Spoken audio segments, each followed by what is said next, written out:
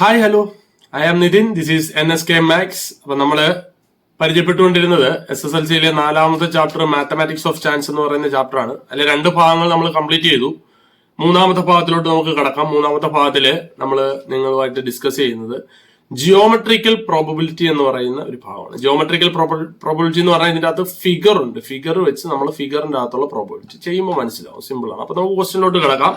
അപ്പം ആകെ മൊത്തം 5 ക്വസ്റ്റ്യൻസുകൾ, 5 ജിയോമെട്രിക്കൽ പ്രോബബിലിറ്റി ക്വസ്റ്റ്യൻസുകളാണ് ഈ ഭാഗത്ത് ഞാൻ ഇൻക്ലൂഡ് ചെയ്തിരിക്കുന്നത്. നമുക്ക് അതിലെ ആദ്യത്തെ ക്വസ്റ്റ്യനിലോട്ട് കിടക്കാം. ആദ്യത്തെ ക്വസ്റ്റ്യൻ പറഞ്ഞിരിക്കുന്നത് ക്വസ്റ്റ്യൻ ഇങ്ങനെയാണ്. ക്വസ്റ്റ്യൻ പറഞ്ഞിരിക്കുന്നത് ഇതിന്റെ മെയിൻ ക്വസ്റ്റ്യനിൽ ഒരു കാര്യം പറയുന്നുണ്ട്. എന്ന് പറഞ്ഞാൽ നിങ്ങൾ നോക്കുക, ഇതിന്റെ അകത്ത് ഒരു ഗ്രീൻ പോർഷനും ഉണ്ട്, അതേപോലെ തന്നെ ഇതാണ് നമ്മുടെ ഗ്രീൻ പോർഷൻ, ഇത് യെല്ലോ പോർഷൻസുകളാണ് അല്ലെ. നിങ്ങൾ നോക്കേണ്ട കാര്യം ഇവർ പറഞ്ഞിരിക്കുന്നത് നമ്മൾ കണ്ണടച്ചുകൊണ്ടില്ലെങ്കിൽ റാൻഡം ആയിട്ട് നമ്മളൊരു എന്തെങ്കിലും ഒരു സൂചി വെച്ചോ ഒരു പേന വെച്ചോ എന്തെങ്കിലും ഒരു സാധനം വെച്ച് നമ്മൾ എന്ത് ചെയ്യുന്നു, ഇതിന്റെ അകത്തിട്ടൊരു കുത്തു കൊടുക്കും. ഓക്കെ, ഇതേ ഒരു കുത്തു കൊടുത്തു. ഓക്കെ, ഈ കുത്തുമ്പോൾ ഒന്നില്ലെങ്കിൽ ഇത് വയലറ്റ് കളർ ഈ യെല്ലോ കളറിലാവാം, അല്ലെങ്കിൽ ഈ കുത്തു കൊള്ളുന്ന ഒന്നില്ലെങ്കിൽ ഇതിനകത്ത് ഗ്രീൻ കളറിലാവാം. അവർ പറഞ്ഞിരിക്കുന്നത് ഗ്രീൻ കളറിൽ കുത്തുകൊള്ളാനുള്ള പ്രോബബിലിറ്റി ചാൻസ് എത്ര എന്നാണ് ചോദിച്ചിരിക്കുന്നത്.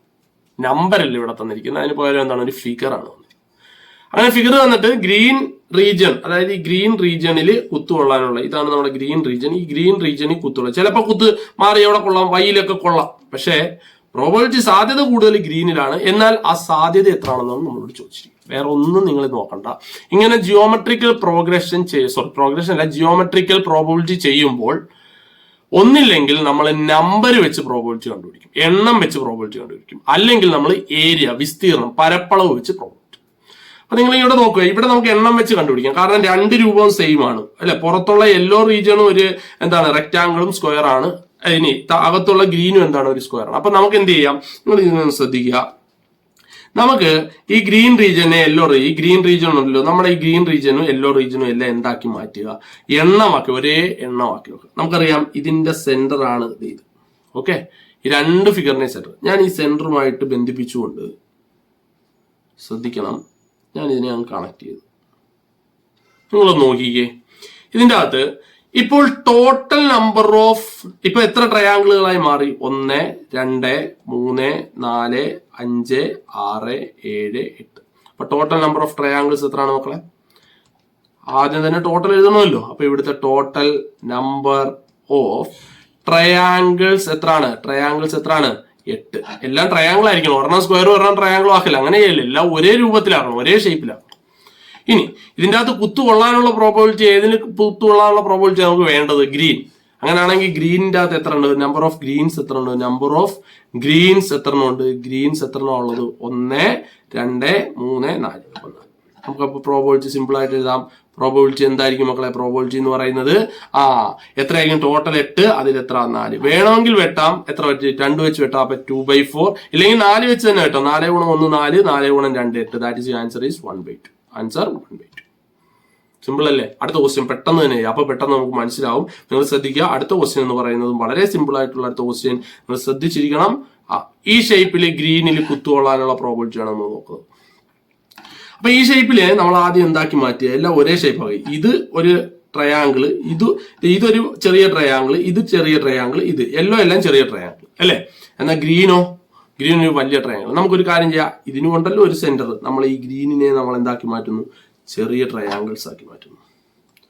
അപ്പൊ ടോട്ടൽ എത്ര ട്രയാങ്കിൾസ് ഉണ്ട്? ഇപ്പൊ 1 2 3 ഔട്ടർ, പിന്നെ 4 5 6. അപ്പൊ ടോട്ടൽ എത്ര ട്രയാങ്കിൾ ഉണ്ട്? ടോട്ടൽ ട്രയാങ്കിൾ എത്ര എണ്ണമാണ്? ട്രയാങ്കിൾ എന്ന് പറയുന്നത് 6. അതില് ഗ്രീനിലെ കുത്തുകൊള്ളുണ്ട്. അപ്പൊ നമ്പർ ഓഫ് ഗ്രീൻസ് എത്രയാണ്? എത്ര ഉണ്ട്? ഗ്രീൻസ് അതും 3 എണ്ണം. therefore പ്രോബബിലിറ്റി എന്തായിരിക്കും? വളരെ സിമ്പിൾ ആണ് കേട്ടോ. ചോദ്യം ഉറപ്പായിട്ടും ചോദിക്കും. പ്രോബബിലിറ്റി എത്ര ആയിരിക്കും? ടോട്ടൽ 6, അതിൽ എത്ര എണ്ണം? 3. വെട്ടിക്കളയാം. 3 × 1 3, 3 × 2 6. That is answer is 1/2. Set അല്ലേ? അടുത്ത ക്വസ്റ്റ്യനോട്ട് പോകാം. അടുത്ത ക്വസ്റ്റ്യൻ പറഞ്ഞിരിക്കുന്നതും ഇത് തന്നെയാണ്. അടുത്ത ജിയോമെട്രി. ഓക്കെ, ഒരു സ്റ്റാർ അല്ലേ, കൊള്ളാം, നല്ല ഫിഗർ ആണ്. നമുക്ക് എന്ത് ചെയ്യാം? നമുക്ക് ഫിഗർ നോക്കിയിരുന്നിട്ട് കാര്യമില്ല, നമുക്ക് അതിന്റെ പ്രോബബിലിറ്റി കണ്ടുപിടിക്കണം അല്ലേ. ഇവിടെ എത്ര ചെറിയ കുഞ്ഞ് എണ്ണം ഉണ്ട്? 1 2 3 4 5 6. അതെല്ലാം കുഞ്ഞു കുഞ്ഞു ട്രയാങ്കിളാണ്. പക്ഷെ നടുക്കിരിക്കുന്ന ഒരു ഹെക്സാണ്. നമുക്കൊരു കാര്യം ചെയ്യാം, ആ ഹെക്സാണെ നമുക്ക് എന്താക്കാം? ട്രയാങ്കിൾ ആക്കി. നോക്കിയേ, അല്ലെ, ആ ഹെക്സഗണെ ട്രയാങ്കിൾ ആക്കി. അങ്ങനെ ടോട്ടൽ എത്ര ഉണ്ട്? 6 ഇപ്പൊ ആയി. ഇനി 7, 8, 9, 10, 11, 12. അപ്പൊ ടോട്ടൽ നമ്പർ ഓഫ് ട്രയാങ്കിൾസ് എത്രയാണ്? അപ്പൊ ടോട്ടൽ നമ്പർ എത്ര ഉണ്ട് മക്കളെ? 12. അതിൽ ഗ്രീൻ്റെ അകത്താണ് കുത്തുകൊള്ളുണ്ട് അല്ലെ. ഗ്രീനിൽ കുത്തുകൊള്ളണമെങ്കിൽ നമ്പർ ഓഫ് ഗ്രീൻസ് കണ്ടുപിടിക്കണം. നമ്പർ ഓഫ് ഗ്രീൻസ് എത്ര ഉണ്ട്? നമ്പർ ഓഫ് ഗ്രീൻസ് എത്രയാണ്? അത് 6. 1 അല്ലെ, 2, 3, 4, 5, 6. അപ്പൊ 6. നമ്പർ ഓഫ് യെല്ലോ ആണെങ്കിൽ നിങ്ങൾ നമ്പർ ഓഫ് യെല്ലോസ് എടുത്തോണം. അത്രേ ഉള്ളൂ വ്യത്യാസം. ഗ്രീനിലാണ് കുത്തോളണമെങ്കിൽ ഗ്രീൻ്റെ എണ്ണം, യെല്ലോ ആണെങ്കിൽ യെല്ലോയുടെ എണ്ണം. അത്രേ ഉള്ളൂ വ്യത്യാസം. ഇവിടെ ഗ്രീൻ്റെ ആണ് നമ്മുടെ മെയിൻ ക്വസ്റ്റ്യൻ ചോദിച്ചിരിക്കുന്നത്. അങ്ങനെയാണെന്നുണ്ടെങ്കിൽ പ്രോബബിലിറ്റി എന്ത് വരും മക്കളെ? പ്രോബബിലിറ്റി എന്ന് പറയുന്നത് എന്ത് വരും? ടോട്ടൽ 12, അതിൽ 6 വെട്ടിക്കളെ. 6 ഗുണം 1 ആണ് 6, 6 ഗുണം 2 ആണ് ആൻസർ 1/2. വളരെ സിമ്പിൾ ആയിട്ട് പടപടപടേന്ന് നമുക്ക് ചെയ്തു പോകാം അല്ലെ.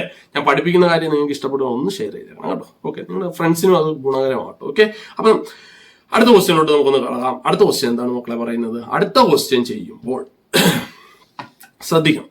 അടുത്ത ക്വസ്റ്റ്യൻ ചെയ്യുമ്പോൾ നിങ്ങളൊന്ന് ശ്രദ്ധിക്കണം. എന്താണ് ഇവിടെ? ഒരു ഔട്ടറിലുള്ളത് ഒരു സർക്കിളാണ്, അകത്തുള്ളത് ഒരു സ്ക്വയർ ആണ് അല്ലെ. ഔട്ടറിലുള്ള ഒരു സർക്കിളാണ്, യെല്ലോ ഈ മഞ്ഞ എന്ന് പറയുന്ന ഒരു സർക്കിളാണ്, ഇങ്ങനെ അങ്ങ് പോകും മഞ്ഞ. അതുപോലെ അകത്തുള്ള എന്താണ്? ഒരു സ്ക്വയർ ആണ്. ശ്രദ്ധിച്ചല്ലോ. അങ്ങനെ വരുമ്പോൾ നമുക്ക് സർക്കിളിന് ഒന്നില്ലെങ്കിൽ സർക്കിളിനെ സ്ക്വയർ ആക്കണം, അല്ലെങ്കിൽ സ്ക്വയറിനെ സർക്കിൾ ആക്കണം. It is not possible. സർക്കിളിനെ സ്ക്വയർ ആക്കാനും പറ്റത്തില്ല, സ്ക്വയറിനെ സർക്കിൾ ആക്കാൻ. അങ്ങനെയുള്ള കേസിലാണ് നമ്മൾ എന്ത് ഉപയോഗിക്കുന്നത്? ഞാൻ ആദ്യമേ പറഞ്ഞു, ഒന്നില്ലെങ്കിൽ എണ്ണം വെച്ച് കണ്ടുപിടിക്കുക, അല്ലെങ്കിൽ ഇങ്ങനെ മാറ്റാൻ പറ്റാത്ത കേസുകളിൽ നമ്മൾ എന്തെടുക്കുക? ഏരിയ വെച്ച് കണ്ടുപിടിക്കും. ഓക്കെ, ഏരിയ വെച്ച് കണ്ടുപിടിക്കുമ്പോൾ നിങ്ങൾ ശ്രദ്ധിച്ചിരിക്കണം കേട്ടോ. ഇവിടെ വലിയ സാധനം എന്ന് പറയുന്നത്, വലിയ രൂപം എന്ന് പറയുന്നത് സർക്കിളാണ്. നമുക്കറിയാം ഇതിന്റെ സെന്റർ ഇതാണെങ്കിൽ ഈ 2 പോയിന്റുകൾ തമ്മിൽ ഞാൻ കൂട്ടിമുട്ടിച്ചാൽ നമുക്കറിയാം ഈ ലൈൻ AB എന്ന് പറയുന്ന ലൈൻ ഡയമീറ്റർ ആണ്. കൂടാതെ ഈ എന്താണ്? അപ്പൊ ഞാൻ എഴുതുന്നു ഡയമീറ്റർ എന്ന് പറയുന്ന സർക്കിളിന്റെ ഡയമീറ്റർ എത്ര കിട്ടി? ഡയമീറ്റർ, സർക്കിൾ ഡയമീറ്റർ എത്രയാണ് മക്കളെ? നമുക്ക് D ആയിട്ട് എടുക്കാം. ഈ ഡയമീറ്ററിനെ നമുക്ക് എന്തായിട്ട് എടുക്കാം? D. കൂടാതെ ഈ സ്ക്വയറിന്റെ ഡയഗണലും കൂടെയാണ്. ഡയഗണൽ ഓ സ്ക്വയറും എന്ത് തന്നെയാണ്? D തന്നെയാണ്. സത്യമല്ലേ? അപ്പോ സർക്കിളിന്റെ ഡയമീറ്ററും D ആണ്, സ്ക്വയറിന്റെ ഡയഗണലും ആ സെയിം D തന്നെയാണ്. പേടിക്കാനൊന്നും ഇല്ല. നമുക്കൊരു കാര്യം ചെയ്യാം, ഈ 2 എണ്ണത്തിന്റെ ഏരിയ കണ്ടുപിടിക്കാം. ഏതിന്റെയൊക്കെ? സ്ക്വയറിന്റെയും സർക്കിളിന്റെ. നമുക്ക് ആദ്യം ഏരിയ ഓഫ് സർക്കിൾ കണ്ടുപിടിക്കാം. ഏരിയ ഓഫ് സർക്കിൾ നമുക്കറിയാം, സർക്കിളിന്റെ ഏരിയയുടെ ഇക്വേഷൻ എന്താണ്? πr² ആണ് അല്ലെ. ഇത് ടോട്ടൽ ഡയമീറ്റർ ആണെങ്കിൽ സർക്കിളിന്റെ റേഡിയസ് ഇവിടം വരെ വരത്തുള്ളൂ. ഈ ഡാർക്ക് ഇത് വരച്ചിരിക്കുന്ന ലൈൻ, ദാറ്റ് ഈസ് റേഡിയസ്.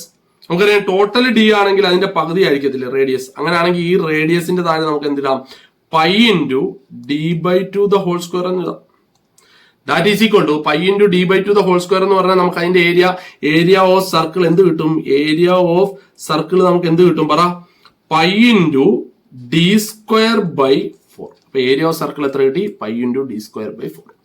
ഇനി ഇതേപോലെ തന്നെ നമുക്ക് എന്തും കണ്ടുപിടിക്കണം? സ്ക്വയറിന്റെ ഏരിയയും കണ്ടുപിടിക്കണം. സ്ക്വയറിന്റെ ഡയഗണൽ തന്നിട്ടുണ്ടെങ്കിൽ നമ്മൾ പഠിച്ചിട്ടുണ്ട്, ഡയഗണൽ തന്നിരിക്കുന്ന ഒരു സ്ക്വയറിന്റെ ഏരിയ എന്ന് പറയുന്നത്, ഡയഗണൽ തന്നിട്ടുണ്ടെങ്കിൽ ഏരിയ ഓഫ് സ്ക്വയർ എന്ന് പറയുന്നത് നിങ്ങൾ പഠിച്ചിട്ടുള്ളയാ. എന്താണ്? d²/2 എന്നാണ്. ഇതാണ് d². അല്ലെ 1/2 d² എന്നൊക്കെ പറയില്ല, d²/2. This is the area of square. അപ്പൊ നമുക്ക് എന്തൊക്കെ കിട്ടി? ഏരിയ ഓഫ് സ്ക്വയറും കിട്ടി, അതേപോലെ തന്നെ ഏരിയ ഓഫ് സർക്കിളും കിട്ടി.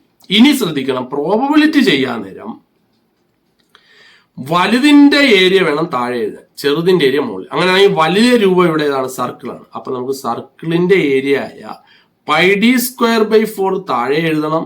അതേപോലെ തന്നെ സ്ക്വയറിന്റെ ഏരിയ ആണ് ചെറുത്, അത് മുകളിൽ. അതെന്താണ്? d²/2 മുകളിൽ എഴുതും. ഇനി ഇതിന്റെ പ്രോബബിലിറ്റി കണ്ടുപിടിക്കാൻ പാടൊന്നുമില്ല. ഇതും ഒരു ഫ്രാക്ഷൻ ആണ്, ഇതും ഒരു ഫ്രാക്ഷൻ ആണ് അല്ലെ. അപ്പൊ അത് കണ്ടുപിടിക്കാൻ മുകളിലത്തെ ഫ്രാക്ഷൻ അതേപോലെ എഴുതുക d²/2. താഴത്തെ ഫ്രാക്ഷൻ തിരിച്ചിട്ട് ഗുണിക്കണം, ദാറ്റ് ഈസ് റെസിപ്രോക്കൽ. തിരിച്ചിട്ട് ഗുണിക്കാൻ തന്നെ 4 എവിടെ വരും? മുകളിൽ വരും. 4πd² അവിടെ വരും, താഴെയും വരും. ദാറ്റ് ഈസ് ഈക്വൽ ടു ഈ d² ഈ d² ക്യാൻസൽ ചെയ്യാം. ഈ 2ഉം ഈ 4ഉം കൂടെ വെട്ടി 2 എഴുതാം. മിച്ചം ഇവിടെ എന്ത് മാത്രമേ ഉള്ളൂ മക്കളെ? നിങ്ങൾ നോക്കിക്കുക, answer 2/π. This is the probability. എന്താണ് ഈ ചോദ്യത്തിന്റെ പ്രോബബിലിറ്റി? അതായത് പച്ച ഭാഗത്ത് കുത്തുകൊള്ളാനുള്ള പ്രോബബിലിറ്റി. പച്ച ഭാഗം സ്ക്വയർ ആണ്, സ്ക്വയറിൽ പോയി. ഇനി നേരെ തിരിച്ചു വരുന്ന ഒരു ക്വസ്റ്റ്യൻ ആണ്. ലാസ്റ്റ് ഈ സെയിം ക്വസ്റ്റ്യൻ തന്നെ സ്ക്വയർ വെളിയിലും വരും, അതേപോലെ തന്നെ സർക്കിൾ അകത്തും വരും. ഇതേ സെയിം സാധനം. നമുക്ക് കൂടുതൽ ദീർഘിപ്പിക്കണ്ട, നമുക്ക് എന്ത് ചെയ്യാം? നമുക്ക് ആ ക്വസ്റ്റ്യനിലോട്ട് തന്നെ കടക്കാം. ഇതാണ് നിങ്ങളുടെ ലാസ്റ്റത്തെ ജിയോമെട്രിക്കൽ പ്രോഗ്രഷന്റെ ലാസ്റ്റത്തെ ക്വസ്റ്റ്യൻ. ശ്രദ്ധിച്ചിരിക്കുക. ഇതേപോലെ തന്നെ നമുക്ക് സ്ക്വയറിനെ സർക്കിളും ആക്കാൻ പറ്റില്ല, സർക്കിളിനെ സ്ക്വയറും ആക്കാൻ പറ്റില്ല. എന്നാൽ നമുക്ക് ഇതിന്റെ അകത്ത് ഏരിയ കണ്ടുപിടിക്കാം അല്ലെ. ഇത് ഇങ്ങോട്ട് എല്ലാവരും ഒന്ന് ശ്രദ്ധിക്കണം. ഇതാണല്ലോ സെന്റർ. ഇതാണ് അതിന്റെ റേഡിയസ്, സർക്കിളിന്റെ റേഡിയസ്. ഇതും സർക്കിളിന്റെ റേഡിയസ് തന്നെ. അങ്ങനെയാണെങ്കിൽ ഇതല്ലേ മക്കളെ നമ്മുടെ ചതുരം അല്ലെങ്കിൽ സ്ക്വയർ. ഈ സ്ക്വയറിന്റെ സൈഡ് എന്ന് പറയുന്നത് ഈ റേഡിയസും കൂടെ ചേരാൻ 2r അല്ലേ. അപ്പം ആദ്യത്തെ സ്റ്റെപ്പ് നമുക്ക് അത് എഴുതാം. എന്താണ് മക്കളെ? റേഡിയസ് ഓഫ് സർക്കിൾ എന്ന് പറയുന്നത് നമുക്ക് എന്തായിട്ട് എടുക്കാം? സർക്കിൾ ആറും. അതേപോലെ തന്നെ സൈഡ് ഓഫ് സ്ക്വയർ എന്ന് പറയുന്നത് നമുക്ക് എന്തായിട്ട് എടുക്കാം? ഇവിടെ നോക്കിയ സൈഡ് ഓഫ് സ്ക്വയർ നമുക്ക് എത്ര കിട്ടിയിരിക്കുന്നത്? സൈഡ് ഓഫ് സ്ക്വയർ 2r ആണ് അല്ലേ. അപ്പം റേഡിയസ് ഓഫ് സർക്കിൾ ആറും സൈഡ് ഓഫ് സ്ക്വയർ 2r ആണെങ്കിൽ നമുക്ക് ഇനി സിമ്പിൾ ആയിട്ട് ഏരിയ കണ്ടുപിടിക്കാം. എന്താണ് മക്കളെ ഏരിയയുടെ ഇക്വേഷൻ? അത് ഏരിയ ഓഫ് സർക്കിൾ എഴുതാം അല്ലെ. ഏരിയ ഓഫ് സർക്കിൾ എന്ന് പറയുന്നത് എന്താണ്? ഏരിയ ഓഫ് സർക്കിൾ നമുക്കറിയാം pi R square, that is pi into R square. റേഡിയസും ആർ തന്നെ, അപ്പൊ പിന്നെ മാറ്റമൊന്നുമില്ല. നമുക്ക് എന്ത് കിട്ടി? ഏരിയ ഓഫ് സർക്കിൾ കിട്ടി. ഇനി നമുക്ക് അടുത്ത എന്താണ്? ഏരിയ ഓഫ് സ്ക്വയർ ആണ് വേണ്ടത് അല്ലെ. ഏരിയ ഓഫ് സ്ക്വയർ എന്ന് പറഞ്ഞാൽ നമുക്കറിയാം സൈഡ് ഡയഗണൽ തന്നിട്ടുണ്ടെങ്കിൽ d²/2. എന്നാൽ ഇവിടെ തന്നിരിക്കുന്ന ഡയഗണൽ അല്ലല്ലോ, ഇവിടെ എന്താണ്? വശം 2r ആണ് തന്നിരിക്കുന്നത് അല്ലെ.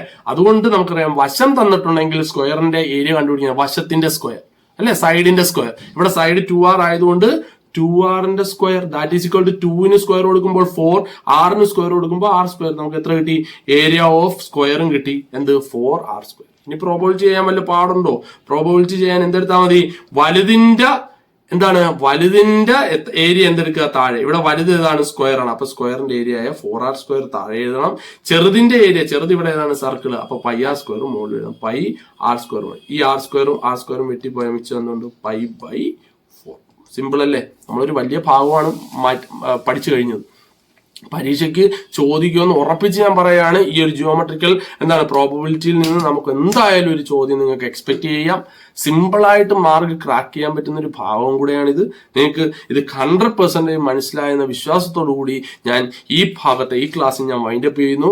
അടുത്ത ഭാഗത്തിൽ നമുക്ക് ഈ ചാപ്റ്ററിന്റെ ബാലൻസ് ഭാഗമായിട്ട് നമുക്ക് വീണ്ടും കാണാം. അതുവരേക്കും ഗുഡ് ബൈ.